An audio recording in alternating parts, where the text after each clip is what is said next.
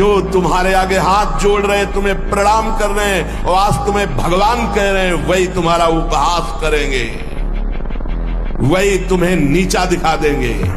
इसलिए ये अनुभव की सीख, भगवान के सिवा तुम्हारा कोई नहीं है जो तुम्हारा हित करे।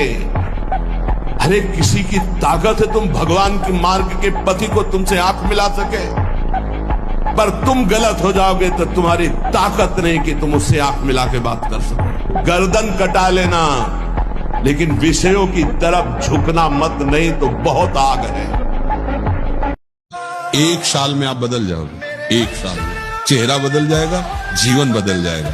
नाम जप करो, आध्यात्मिक शक्ति बढ़ाओ, व्यायाम करो, शुद्ध भोजन करो, शारीरिक शक्ति बढ़ाओ, अभी आप बलवान बन जाओगे। बलवान कौन है? दूसरा गाली दे रहा, आप सह गए उसे बलवान कहते, उसके थप्पड़ मार दिया उसे बलवान नहीं कहते। बल आप में क्षमा है तो आप बलवान हैं। काम को आप जीत रहे हैं, आप बलवान हैं। लोभ को आप जीत रहे हैं, आप बलवान हैं। जिससे ब्रह्मचर्य रहना है, 2 समय भोजन हल्का या 1 बार भरपेट, 24 घंटे में पर्याप्त ब्रह्मचारी के लिए। 2 बार तो हल्का, केवल 2 ही समय भोजन करें।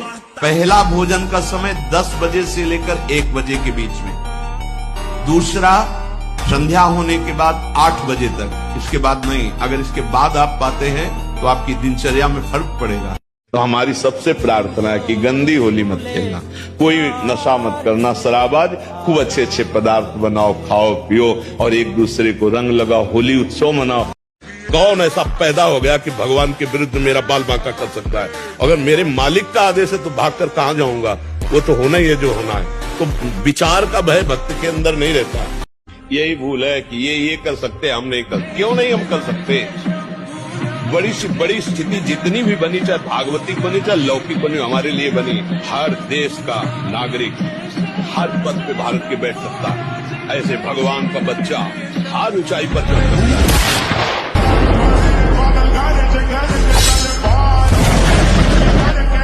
जो ब्रह्मचर्यहीन है, मनमानी आचरण करता है, ध्यान से सुनो। पहला लक्षण अशांत, दूसरा कहीं मन न लगना, अस्थिर चित्त, तीसरा अस्वस्थ, चौथा मलिन स्वभाव, हीन स्वभाव, किसी भी कार्य को कर सबसे पहले ना, उत्साहहीन, हर कार्य के लिए बोझा मानना, ना कर देना, सदा के लिए भय का डेरा पड़ जाना अंदर। वीर आप नष्ट नहीं करते तो इतने बलवान हो जाते हैं कि एक बार विष को भी वो पचा डालेंगे, इतनी उसमें सामर्थ्य है, आपकी हानि नहीं होने देंगे। शरीर के भीतर बताया था कल भी, एक मनोवाह नाम की नाड़ी है। इस नाड़ी का कार्य है मथानी जैसे नहीं, जो दूध दही का मंथन करे तो मक्खन निकाल देती है, ये इतनी चिंतन से गर्म हो जाती है नाड़ी। तो वीर पूरे शरीर के रक्त के साथ है, उसी से आपकी हड्डियां मजबूत होती हैं, उसी से आपका शरीर बलिष्ठ होता है, उसी से आपके मन को पवित्र विचारों में चलने की सामर्थ्य मिलती है। 40 किलो अन्न पचाने के बाद वो जब ठीक से पच जाएगा तो एक बार जो आप हस्तमैथुन करके वीर्य नष्ट करते हैं वो, और आप दिन में 4 बार करते हैं, आपकी हालत क्या होगी? और यही नहीं कि इसमें केवल पुरुष ही, साहब चाहे बच्चा हो चाहे बच्ची हो, जो इन गंदी आदतों को स्वीकार करेगा वो नष्ट ही हो जाएगा, क्षमता नहीं रह जाएगी। चाहे आप जिस अवस्था को, व्यायाम जरूरी है, तुम्हारी इच्छा ही खत्म हो जाएगी हस्तमैथुन करने की, लगाओ जरा दंड बैठक। ये वासनाएं, ये गंदी आदतें आपकी जीवनी शक्ति को नष्ट कर देंगे। बोलो 15 से लेकर 25-30 तक आपने ब्रह्मचर्य सब नष्ट कर दिया, अब आप केवल दिखाई दे रहे हैं कि मनुष्य है, मनुष्य में अब आपके अंदर ज्ञान शक्ति, स्मृति शक्ति, बल शक्ति, लोक कल्याण शक्ति, वो केवल नाटक भले बोल लो, तुम्हारे अंदर नहीं रह गई। अगर आप संयम से चलोगे, ब्याह हो, एक पत्नी व्रत ठीक से नियम, वो आप आगे गृहस्थ में भी होते हुए तेजस्वी रहेंगे। नींद पर काबू पाने के लिए, शरीर पर शासन करने के लिए, मन पर शासन करने के लिए, दिव्य आनंद का अनुभव करने के लिए ब्रह्मचर्य नींव है, नींव।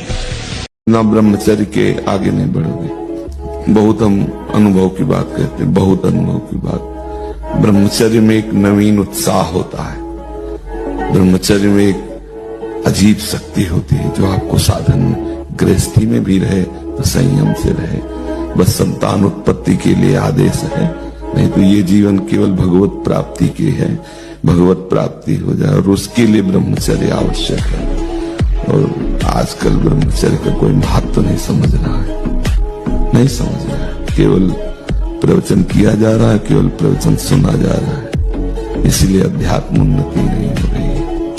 आप लोग ब्रह्मचर्य को बचाओ, सच्ची मानो ना, ब्रह्मचर्य बिना बचाए आगे नहीं बढ़ सकते। युद्ध कर, उठ, हारेगा मारा जाएगा तो स्वर्ग मिलेगा और जीतेगा तो भूमि का राज। कर कार्य में लग, माम निस्मर युद्ध कर, मेरा स्मरण कर, उत्तिष्ठ, खड़ा हो जा और युद्ध कर। अभी आप 1 साल ब्रह्मचर्य रहिए, आप फिर देखिए आपके विचार कैसे होते हैं, आपके शरीर में कैसी ऊर्जा होती है, आपका प्रतिज्ञा, आपके वचन, आपकी चेष्टा, आपकी क्रियाएं कितनी मतलब पवित्र और साफ स्वच्छ एकाग्र। अब हम लोगों ने ब्रह्मचर्य को एक मनोरंजन समझ लिया। अब कहे मन एकाग्र तो कैसे हो सकता है आपका? चाहे जितनी बड़ी गाड़ी हो, मर्सिडीज हो, और डीजल पेट्रोल मत डालिए तो धक्के लगा के चलाना पड़ेगा। जो ब्रह्मचर्य का नाश करता है, देखने से इस बदसूरत नजर आने लगेगा।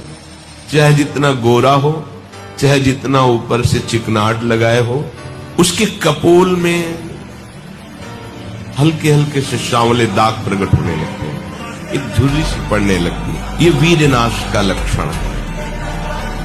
आंखें धस जाती हैं और उसकी हड्डियां कमजोर होने लगती हैं। नींद पर काबू पाने के लिए, शरीर पर शासन करने के लिए, मन पर शासन करने के लिए, दिव्य आनंद का अनुभव करने के लिए ब्रह्मचर्य नींव है, नींव।